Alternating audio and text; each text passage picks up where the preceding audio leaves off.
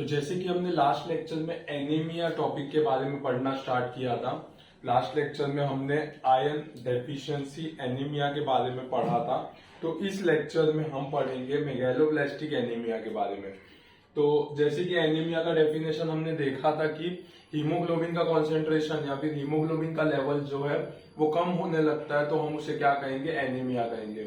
Anaemia के कुछ types होते हैं, जिसमें सबसे इंपॉर्टेंट टाइप या फिर हम डेली जो देख सकते हैं हमारे पेशेंट्स में, वो सबसे पहला होता है आयरन डेफिशिएंसी एनीमिया। और कुछ हद तक हमें मेगैलोब्लास्टिक एनीमिया के भी केसेस देखने को मिलते हैं। तो देखते हैं कि मेगैलोब्लास्टिक एनीमिया का डेफिनेशन क्या है, इटियोलॉजीज क्या है, उसमें क्या क्या पढ़ना चाहिए, वो चीज के बारे में हम पढ़ेंगे। तो सबसे पहला डेफिनेशन मेगैलोब्लास्टिक एनीमिया का डेफिनेशन क्या है, तो इसका डेफिनेशन है condition in which bone marrow produce usually large structurally abnormal RBC. तो यहां पे सबसे मेन फैक्टर जो है वो है आरबीसी, यानी कि रेड ब्लड सेल्स जो होता है या फिर हम जिसे कहते हैं इरिथ्रोसाइट्स, उसके अंदर अगर कोई एबनॉर्मेलिटी आता है रिलेटेड टू स्ट्रक्चरल एबनॉर्मेलिटी आता है, यानी कि उसका साइज जो बढ़ जाता है, तो उसे हम कहेंगे मेगैलोब्लास्टिक एनीमिया। क्या कहेंगे, मेगैलोब्लास्टिक एनीमिया। अभी सबसे पहला चीज की आरबीसी जो है वो क्या होता है, तो आरबीसी के बारे में थोड़ा सा हम पढ़ेंगे। तो आरबीसी होता क्या है, तो सबसे पहले आरबीसी का फुल फॉर्म होता है रेड ब्लड सेल या फिर इरिथ्रोसाइट्स। तो आरबीसी का फुल फॉर्म क्या है, सबसे पहला आरबीसी का फुल फॉर्म है रेड ब्लड सेल्स या फिर हम कह सकते हैं इरिथ्रोसाइट्स। दूसरा चीज क्या है, तो ये आरबीसी बनता कहां पे, तो बनता है बोन मैरो में। बोन मैरो में भी कहां पे, तो रेड बोन मैरो में बनता है। तीसरा चीज शेप और साइज कैसा होता है, तो इसका जो शेप होता है वो ऑलमोस्ट सर्कुलर होता है या फिर हम कह सकते हैं डिस्क शेप होता है। कैसा होता है, डिस्क शेप होता है और बाय कॉन्केव होता है। क्या होता है, बाय कॉन्केव होता है, यानी कि आगे की तरफ से अगर हम देखेंगे तो वो कुछ ऐसा दिखेगा, लेकिन अगर साइड से हम देखेंगे तो वो कुछ ऐसा दिखेगा। ये क्या हो गया, बाय कॉन्केव। आगे की तरफ से सर्कुलर दिखेगा, साइड से अगर हम देखेंगे तो वो बाय कॉन्केव है। तो इसका जो डायमीटर है वो कितना है, तो अराउंड 6 to 8 म्यूमीटर। और यहाँ पे जो इसका विड्थ है वो कितना है, तो अराउंड 2 म्यूमीटर। कितना होता है, 2 म्यूमीटर्स। तो इतना चीज हमारे बारे में इतना चीज सब क्लियर है। इसके बाद इसके अंदर न्यूक्लियस प्रेजेंट नहीं होता है या फिर न्यूक्लियर डीएनए प्रेजेंट नहीं होता है, यानी कि ये रेप्लिकेट नहीं कर सकता। क्या नहीं कर सकता, डिवाइड नहीं हो सकता, रेप्लिकेट नहीं कर सकता है। तो आरबीसी के बारे में हमने क्या क्या देखा, आरबीसी जो है उसे कहते हैं रेड ब्लड सेल्स या फिर इरिथ्रोसाइट्स। आरबीसी जो बनता है वो बनता है रेड बोन मैरो में। डिश शेप होता है, बाय कॉन्केव होता है। डिश शेप में अगर हम देखेंगे तो डायमीटर होता है 6 to 8 म्यूमीटर्स, और अगर हम विड्थ देखेंगे तो वो होता है 2 म्यूमीटर्स। न्यूक्लियस या फिर न्यूक्लियर डीएनए प्रेजेंट नहीं होता, तो रेप्लिकेशन नहीं हो सकता, यानी कि 1 से 2 डिवीजन नहीं हो सकता है। इसके बाद अगर हम देखेंगे तो इसका फंक्शंस क्या क्या होता है, तो इसका फंक्शन होता है transport of oxygen, transport O2, bind with Hb यानी कि हीमोग्लोबिन, और ट्रांसपोर्ट CO2। तो इसका काम क्या क्या होता है, फंक्शन क्या क्या होता है, तो ऑक्सीजन कार्बन डाइऑक्साइड का ट्रांसपोर्टेशन करना और हीमोग्लोबिन के साथ बाइंड अप होना, बाइंडिंग करना हीमोग्लोबिन से। तो ये काम होता है आरबीसी का। तो यहाँ जो आरबीसी के बारे में हमने देखना था, तो ये आरबीसी के एक फीचर्स है, जैसे कि आरबीसी को हम बोलते हैं रेड ब्लड सेल इरिथ्रोसाइट्स, जो कि रेड बोन मैरो में मिलता है। डिश शेप होता है, न्यूक्लियस प्रेजेंट नहीं होता, रेप्लिकेट नहीं हो सकता, और इसका काम होता है transport carbon dioxide, oxygen and binding with haemoglobin. तो मेगैलोब्लास्टिक एनीमिया में क्या होता है? तो मेगैलोब्लास्टिक एनीमिया में ऐसा होता है कि जो बोन मैरो होता है, क्या होता है, जो बोन के बीच में जो मैरो प्रेजेंट होता है, जहां पे आरबीसी का फॉर्मेशन होता है, वहां पे कुछ प्रॉब्लम आने की वजह से, वहां पे क्या डिफेक्टिव डीएनए सिंथेसिस होने के वजह से हेमाटोपोयोटिक प्रीकर्सर जो होता है, यानी कि आरबीसी बनने के पहले का जो स्टेज होता है, वहां पे डिफेक्ट आता है। डिफेक्ट होने की वजह से जो आरबीसी है उसका साइज बढ़ जाता है, उसके साइज बड़े हो जाते हैं, जिसे हम लोग कहते हैं मैक्रोसाइटिक। क्या कहते हैं? मैक्रोसाइटिक, यानी कि आरबीसी रेड ब्लड सेल्स है, उसका साइज बढ़ जाना, जिसे हम कहते हैं मैक्रोसाइटिक। तो मैक्रोसाइटिक फीचर हो जाते हैं, क्यों होता है? तो बोन मैरो में डीएनए सिंथेसिस ठीक से नहीं होने की वजह से हिमेटोपोयोटिक प्रीकर्सर डैमेज होते हैं, और उसके वजह से हमें मैक्रोसाइटिक आरबीसी देखने को मिलते हैं, और उस कंडीशन को हम कहते हैं मेगैलोब्लास्टिक एनीमिया। उस कंडीशन को हम क्या कहते हैं? Megaloblastic anaemia. तो इसका डेफिनेशन कुछ इस तरह से कि condition in which the bone marrow produce usually large structurally abnormal RBC. ये होता है मोस्टली दो कारण की वजह से। सबसे पहला, बोन मैरो में डीएनए सिंथेसिस ठीक से नहीं होने की वजह से फॉर्मेशन नहीं हो पाता आरबीसी का, और दूसरा चीज है जो इंपॉर्टेंट माना जाता है, वो है vitamin B12 and folate deficiency. Vitamin B12 जिसे हम नॉर्मल लैंग्वेज में साइनोकोबालामाइन कहते हैं, और फॉलेट के डेफिशिएंसी की वजह से भी मेगैलोब्लास्टिक एनीमिया होता है, यानी कि हीमोग्लोबिन कम होना, और अगर हम स्ट्रक्चरली देखेंगे तो आरबीसी का साइज बढ़ जाना और फंक्शनिंग में थोड़ा सा प्रॉब्लम आना, इसे हम कहते हैं मेगैलोब्लास्टिक एनीमिया। ये दो चीज की वजह से हो सकता है, एक तो डिफेक्टिव डीएनए सिंथेसिस की वजह से हो सकता है, और दूसरा होता है डेफिशिएंसी ऑफ विटामिन B12 या फिर फॉलेट डेफिशिएंसी की वजह से। तो एक एक करके देखेंगे। सबसे पहला देखेंगे विटामिन B12 का मेटाबॉलिज्म कैसे होता है बॉडी में। बॉडी में विटामिन B12 का मेटाबॉलिज्म कैसे होता है? तो सबसे पहला तो जो B12 है, हम उसे क्या बोलते हैं? साइनोकोबालामाइन। लेकिन विटामिन B12 को कोबालामाइन ही बोला जाता है। क्या बोला जाता है? कोबालामाइन बोला जाता है। इसके दो टाइप्स या दो फॉर्म्स बॉडी में प्रेजेंट होते हैं। एक तो होता है मिथाइल कोबालामाइन और दूसरा है एडिनोसाइल कोबालामाइन। सिर्फ ध्यान में रखना है कि विटामिन B12 को हम कहते हैं कोबालामाइन। इसके दो फॉर्म्स होते हैं या दो टाइप्स होते हैं अपने बॉडी में, मिथाइल कोबालामाइन और एडिनोसाइल कोबालामाइन। जो विटामिन B12 का प्रिपरेशन होता है, विटामिन B12 का जो प्रिपरेशन होता है, इसे हम कहते हैं साइनोकोबालामाइन। क्या कहते हैं? विटामिन B12 का जो प्रिपरेशन होता है उसे कहते हैं साइनोकोबालामाइन। तो विटामिन B12 को कोबालामाइन कहते हैं, लेकिन उसके प्रिपरेशन को साइनोकोबालामाइन कहते हैं। तो कभी भी हम किसी भी टैबलेट्स पे अगर हम देखेंगे तो हमें लिखा देता है विटामिन B12, आगे लिखा देता है साइनोकोबालामाइन। प्रिपरेशन भी होता है उसका इसके लिए। इसके बाद सोर्स क्या है विटामिन B12 का? मेन सोर्स क्या है? तो विटामिन B12 का मेन सोर्स है एनिमल प्रोटीन।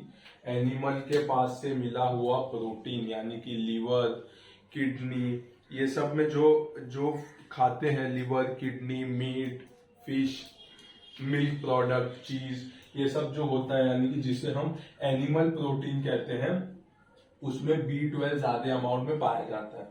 B12 का सिंथेसिस होता है लार्ज इंटेस्टाइन में। कहां पे? लार्ज बॉवेल या फिर लार्ज इंटेस्टाइन में। डेली रिक्वायरमेंट कितना होता है B12 का? तो डेली रिक्वायरमेंट होता है 2 to 4 म्यूग्राम्स। कितना? 2 to 4 म्यूग्राम्स। विटामिन B12 का डेफिशिएंसी बहुत रेयर देखने को मिलता है, क्योंकि इसके डेफिशिएंसी को ऑकर होने के लिए 1 से 2 साल लगता है, यानी कि 2 साल तक भी हमें नहीं पता चल पाएगा कि डेफिशिएंसी हुआ है। तो इसके लिए इसका डेफिशिएंसी बहुत कम देखने मिलेगा हमें सिम्टम्स के साथ। तो विटामिन B12 मेटाबॉलिज्म में हमने क्या क्या देखा? तो विटामिन B12 को बोलते हैं कोबालामाइन, इसके दो फॉर्म्स होते हैं, मिथाइल कोबलामाइन और एडिनोसाइन कोबलामाइन। B12 के प्रिपरेशन को बोलते हैं साइनोकोबलामाइन। इसके दो सोर्स है, सबसे पहला बाहर से एनिमल सोर्स और दूसरा सिंथेसाइज किया जाता है लार्ज बॉवेल या फिर हम कह सकते हैं लार्ज इंटेस्टाइन में। रिक्वायरमेंट होता है 2 to 4 म्यूग्राम्स का। अभी इसका एब्जॉर्प्शन कैसे होता है? विटामिन B12 तो हमने खा लिया, हमने फिश खा लिया, मीट खा लिया, जो चीज चाहिए वो खा लिया, लेकिन इसका एब्जॉर्प्शन विटामिन B12 का कैसे होता है? तो थोड़ा सा कॉम्प्लेक्स प्रोसीजर्स होते हैं, तो वो देखेंगे। सबसे पहला हमने इंजेक्शन किया है B12 का in the form of anything, जैसे कि हम कह सकते हैं liver, kidney, meat, fish, milk, cheese product जिसमें B12 प्रेजेंट है। तो इंजेक्शन करने के बाद B12 का क्या होता है, ये जाएगा स्टमक में। स्टमक में कुछ कंटेंट होता है जिसे हम कहते हैं गैस्ट्रिक बी बाइंडर। क्या कहते हैं? गैस्ट्रिक बी बाइंडर, जो कि एक टाइप का ग्लाइकोप्रोटीन होता है, काफी सारे सेल्स में पाया जाता है। तो जो B12 इंजेस्ट किया है वो सबसे पहला जाता है गैस्ट्रिक बी बाइंडर के साथ कोलैबोरेट हो जाता है, जो कि एक टाइप का ग्लाइकोप्रोटीन है। कोलैबोरेट होने के बाद वो एक कॉम्प्लेक्स को फॉर्म करता है, जो कॉम्प्लेक्स फॉर्म होने के बाद स्टमक से पाइलोरस के थ्रू डिओडिनम में आता है। कहां पे आता है? डिओडिनम में आता है। डिओडिनम में आने के बाद ये कॉम्प्लेक्स जो है वो टूट जाता है और वो विटामिन B12 को फिर से रिलीज कर देता है डिओडिनम में। यहां पे क्या होता है? यहां पे एक दूसरा ग्लाइकोप्रोटीन होता है जो काफी इंपॉर्टेंट होता है, जिसे हम कहते हैं IF, जो आता है स्टमक में से और वो ज्वाइंट हो जाता है विटामिन B12 से।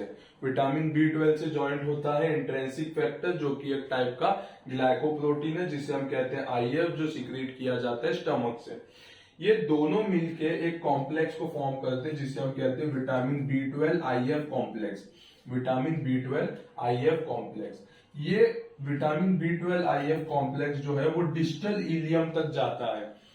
डिस्टल लार्ज इंटेस्टाइन डिस्टली पूरा जाता है, वहां पे जाके फिर से विटामिन B12 जो है वो रिलीज किया जाता है, यानी कि इंट्रिंसिक फैक्टर हट जाता है, विटामिन B12 सिर्फ वहां पे रिलीज किया जाता है। वहां पे विटामिन B12 क्या करता है? तो एक प्रोटीन ट्रांसपोर्टर जिसे हम कहते हैं ट्रांसकोबलामाइन 2 कहते हैं, या फिर हम कह सकते हैं TC2। ट्रांसकोबलामाइन जो कि एक प्रोटीन ट्रांसपोर्टर है, ये ट्रांसकोबलामाइन 1, 2, 3 ऐसा फॉर्म होता है, लेकिन इसमें जो इंपॉर्टेंट है वो है ट्रांसकोबलामाइन 2। तो वो जाके विटामिन B12 ट्रांसकोबलामाइन 2 से ज्वाइंट होके एक कॉम्प्लेक्स फॉर्म करता है। ये कॉम्प्लेक्स फिर कैरी किया जाता है पोर्टल सर्कुलेशन में, जहां से वो लिवर और बोन मैरो में जाता है और जहां से एब्जॉर्प्शन होता है विटामिन B12 का। तो सबसे पहला क्या है कि हमने कुछ भी चीज इंजेस्ट किया जिसमें विटामिन B12 है, तो सबसे पहले स्टमक में जाके क्या करते हैं? गैस्ट्रिक आर बाइंडर से बाइंड हो जाते हैं, वहां पे एक कॉम्प्लेक्स फॉर्म करते हैं। वो कॉम्प्लेक्स डिओडिनम में जाता है, डिओडिनम में जाके रिलीज हो जाता है विटामिन B12। वहां पे वो ज्वाइंट होता है इंट्रिंसिक फैक्टर के साथ, जो कि दूसरा ग्लाइकोप्रोटीन है। फिर ये कॉम्प्लेक्स जो है विटामिन B12 IF कॉम्प्लेक्स से जाता है डिस्टल इलियम तक। वहां जाने के बाद विटामिन B12 फिर रिलीज हो जाता है और वो ज्वाइंट होता है ट्रांसकोबलामाइन 2, जो कि एक प्रोटीन ट्रांसपोर्टर है, और वो कॉम्प्लेक्स जाता है पोर्टल सर्कुलेशन में। पोर्टल सर्कुलेशन से वो लिवर में और बोन मैरो में जाता है, जहां पे एब्जॉर्प्शन होता है विटामिन B12 का, और उसके बाद ही आगे का प्रोसेस जो होता है RBC फॉर्मेशन का वो होता है। स्टोरेज, अगर हम देखेंगे विटामिन B12 सबसे ज्यादा कहाँ स्टोर किया जाता है, तो सबसे ज्यादा स्टोर किया जाता है लिवर में। और अगर लॉस देखेंगे हम कहाँ से लॉस होता है, तो सबसे ज्यादा होता है बाइल से या फिर shedding of interstitial epithelium. Intestine का जो इनर वॉल एपिथेलियम होता है उसका शेडिंग होना, यानी कि घस घस के निकलता है, तो उसमें से भी क्या होता है? विटामिन B12 है वो लॉस्ट होने लगता है। तो इंटेस्टाइन के जो लाइनिंग में है वहां पे भी विटामिन B12 प्रेजेंट होता है। तो स्टोरेज होता है सबसे ज्यादा लिवर में, और लॉस कहां से होता है? तो होता है बाइल से या फिर shedding of the interstitial epithelium. Function क्या होता है विटामिन B12 का? तो नॉर्मल हेमेटो पोयोसिस का काम करते हैं विटामिन B12। और दूसरा maintaining the integrity of nervous system का इंटीग्रिटी मेंटेन करते हैं। तो ये दो काम होता है विटामिन B12 का। तो यहां तक सबको क्लियर है कि विटामिन B12 का मेटाबॉलिज्म, एब्जॉर्प्शन कैसे होता है, स्टोरेज कहाँ पे होता है और उसके फंक्शंस क्या क्या है। दूसरा चीज हम देखेंगे फॉलेट के बारे में। जैसे हमने देखा कि मेगालोब्लास्टिक एनीमिया दो चीज की वजह से होता है, डिफेक्टिव डीएनए सिंथेसिस और दूसरा विटामिन B12 या फॉलेट डेफिशिएंसी। तो फॉलेट के बारे में हम देखेंगे। तो फॉलेट का मेटाबॉलिज्म कैसे होता है। तो जैसे कि हमने देखा कि विटामिन B12 जो मिलता है वो मिलता है हमें एनिमल प्रोटीन से, उसी तरह से फॉलेट जो होता है वो कहां से मिलता है, वो मिलता है लीफी वेजिटेबल, किडनी, लीवर। यानी कि इसमें भी एनिमल प्रोटीन रिक्वायर्ड है, लेकिन ये वेजिटेबल फॉर्म में भी कुछ अमाउंट में मिल जाता है। तो green leafy vegetables, liver, kidney में मिलता है। Destroyed by cooking, folic acid या फॉलेट जो होता है वो कुकिंग करने से डिस्ट्रॉय होने लगता है, हाई टेम्परेचर पे डिस्ट्रॉय हो जाता है। एब्जॉर्प्शन होता है डिओडिनम में और प्रॉक्सिमल जेजुनम में। कहां पे, डिओडिनम में और प्रॉक्सिमल जेजुनम में। डेली रिक्वायरमेंट कितना होता है 100 to 200 म्यू ग्राम्स। फॉलेट जो होता है वो लीवर में स्टोर किया जाता है in the form of methyl tetrahydrofolate polyglutamate, जिसे हम कहते हैं MTP। क्या कहते हैं, MTP। तो इसका जो स्टोरेज होता है लीवर में, फॉलेट का स्टोरेज होता है लीवर में, वो इन कौन से फॉर्म में होता है, वो कुछ इस कॉम्प्लेक्स के फॉर्म में होता है जिसे हम कहते हैं मिथाइल टेट्रा हाइड्रोफॉलेट पॉलीग्लूटामेट। 10 to 12 जो फॉलेट जो है उसका डेली रिक्वायरमेंट होता है 100 से लेके 200 म्यू ग्राम तक, और मोस्टली 10 to 12 mg जो है वो लॉस्ट होता है फॉलेट का। 10 to 12 mg जो है वो लॉस्ट होता है। जो लॉस्ट होता है वो अराउंड लॉस्ट किया जाता है स्वेट से, सलाइवा से और यूरिन से। कहां से किया जाता है, स्वेट, सलाइवा और यूरिन से फॉलेट जो है वो लॉस्ट किया जाता है। मोस्ट प्रोबेबली जैसे कि मैंने बताया था विटामिन B12 में अगर डेफिशिएंसी होगा तो बहुत दिन तक नहीं देखने मिलता है, 1-2 साल के बाद पता चलता है, सिम्टम्स आना स्टार्ट होते हैं। वैसे ही अगर फॉलेट डेफिशिएंसी या फॉलिक एसिड डेफिशिएंसी होता है तो इसको भी पता होने को 4 महीना लग जाता है। यानी कि फॉलेट डेफिशिएंसी और विटामिन B12 की डेफिशिएंसी के सिम्टम्स हमें फटाफट नहीं देखने को मिलते, उसके लिए प्रोलॉन्ग टाइम लगता है। तो ये भी कम से कम अमाउंट में भी होगा तो भी 4 मंथ के बाद ही हमें पता चल सकता है कि फॉलिक एसिड का डेफिशिएंसी स्टार्ट हुआ है। इसका काम क्या होता है, तो काम होता है cellular metabolism. Cellular metabolism folic acid का सबसे इंपॉर्टेंट काम होता है। तो यहां तक हमने विटामिन B12 और फॉलेट के बारे में देखा है। अभी मेगालोब्लास्टिक एनीमिया के से देखते हुए हम देखेंगे कि विटामिन B12 का डेफिशिएंसी और फॉलिक एसिड का डेफिशिएंसी के कॉजेज क्या क्या है, यानी कि मेगालोब्लास्टिक एनीमिया के कॉजेज क्या क्या होते हैं। तो सबसे पहले vitamin B12 deficiency. Vitamin B12 का डेफिशिएंसी कब देखने मिलेगा, बॉडी में कोई भी डेफिशिएंसी कब देखने मिलेगा, ये ह्यूमन बॉडी है, यहाँ पे डिक्रीज कब होगा। तो सबसे पहले कि अगर इनटेक ही कम हो जाएगा तो ऑब्वियस सी बात है कि डेफिशिएंसी होगा बॉडी में। दूसरा, अगर मैं ज्यादा इनटेक दे रहा हूं लेकिन यहाँ पे एब्जॉर्प्शन ही नहीं हो रहा है तो भी होगा। और तीसरा होता है कि एक्सक्रीशन जो है वो ज्यादा होने लगता है तो भी डेफिशिएंसी देखने को मिलते हैं। ये 3 कॉमन चीजें होती है। तो विटामिन B12 डेफिशिएंसी में इटियोलॉजी क्या क्या होते हैं, तो सबसे पहले इनएडिक्वेट इनटेक, मतलब पुअर इकोनॉमिक स्टेटस होगा, वेजिटेरियन डाइट है, ब्रेस्ट फीडिंग चालू है, इन्फेंट है यानी कि छोटा बच्चू है। तो ये सब कंडीशन में कैसे होंगे कि आपको विटामिन B12 नहीं मिलेगा। Low economic status, vegetarian diet, breast feeding, infant, ये सब चीज में डेफिशिएंसी होगा जिसे हम कहेंगे इनएडिक्वेट इनटेक। दूसरा गैस्ट्रिक मैल एब्जॉर्प्शन। तो विटामिन B12 सबसे पहले गैस्ट्रिक बी बाइंडर से ही जाके अटैच होता है। तो गैस्ट्रिक बी बाइंडर नहीं होगा या फिर गैस्ट्रिक माल एब्जॉर्प्शन होगा जो देखने मिलता है हमें गैस्ट्रेक्टोमी में, पार्शियल या फिर कंप्लीट गैस्ट्रेक्टोमी में।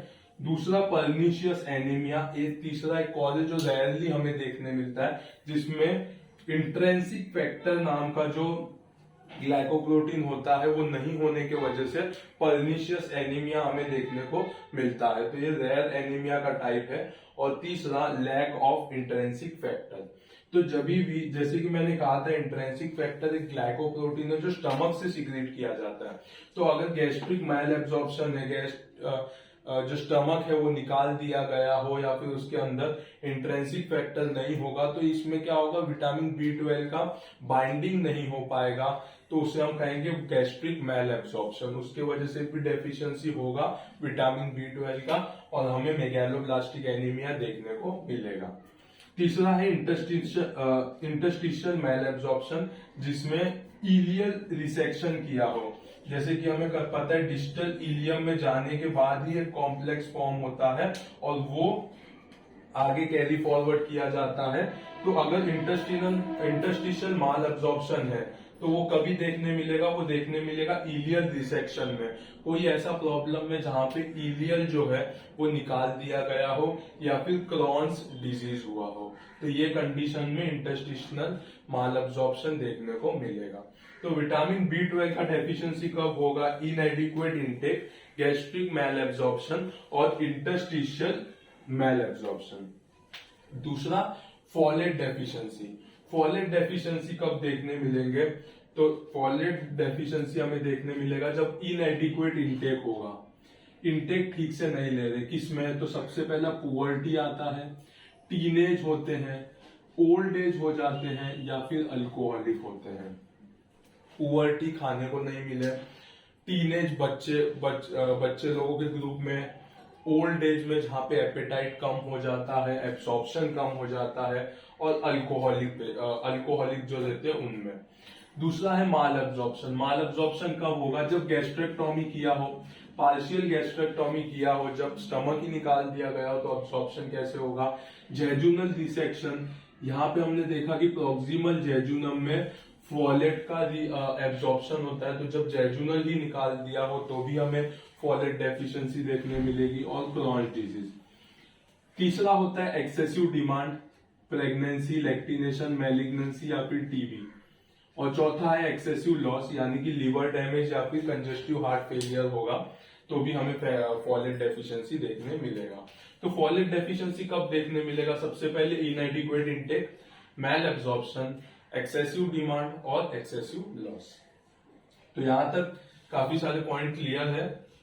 हमने मेगैलोब्लास्टिक एनीमिया का डेफिनेशन देखा, उसके दो कॉजेज देखे जिसकी वजह से मेगैलोब्लास्टिक एनीमिया हो सकता है, B12 मेटाबॉलिज्म देखा, फोलेट मेटाबॉलिज्म देखा, इटियोलॉजी में उसके डेफिशिएंसी के कॉजेज क्या क्या है वो देखे। अब हम देखेंगे क्लिनिकल फीचर्स कि मेगैलोब्लास्टिक एनीमिया के पेशेंट में क्लिनिकली क्या चीज देखने को हमें मिलेगा।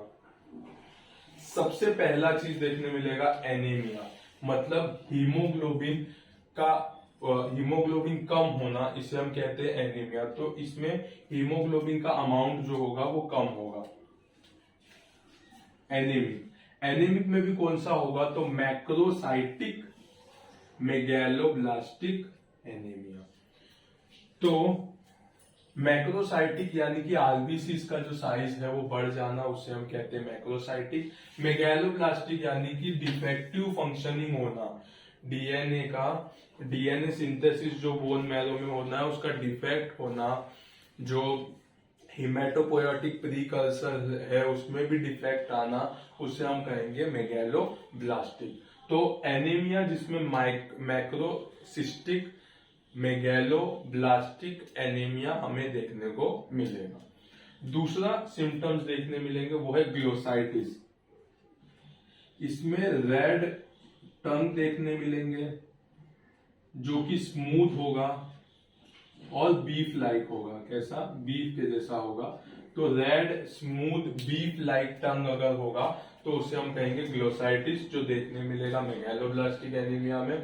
Neurologically mostly vitamin B12 deficiency के वजह से हमें मेंटेनेंस नहीं होता है नर्वस सिस्टम का और न्यूरोलॉजिकल प्रॉब्लम देखने को मिलते हैं। इसमें क्या क्या होता है? सबसे पहले होता है नंबनेस, सेंसेशन का पता ही नहीं चलना।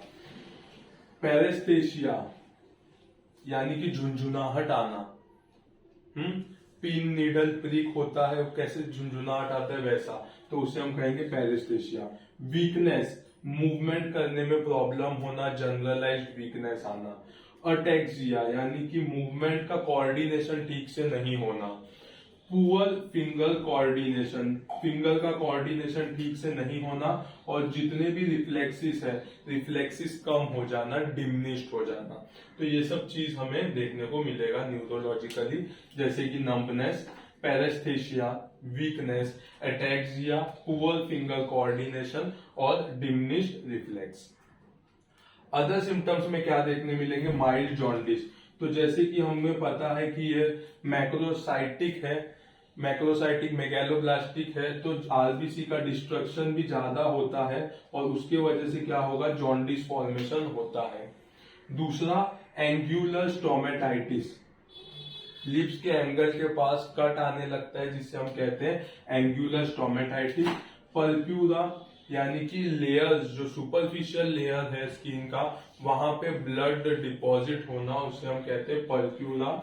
मेलेनिन पिगमेंटेशन, वेट लॉस होता है और एनेरोक्सिया होने लगता है। तो ये सब सिम्टम्स हमें क्लिनिकल फीचर्स में देखने मिलते हैं।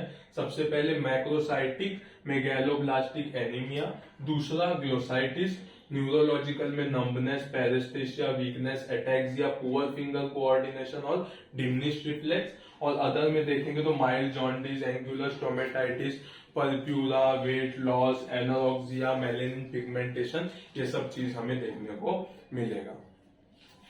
तो आज के लिए हमने क्या क्या देखा? तो हमने मेगालोब्लास्टिक एनीमिया में देखा विटामिन B12 मेटाबॉलिज्म के बारे में देखा, फॉलेट मेटाबॉलिज्म के बारे में देखा, इटियोलॉजी क्या क्या है वो देखा और क्लिनिकल फीचर्स देखा मेगालोब्लास्टिक एनीमिया।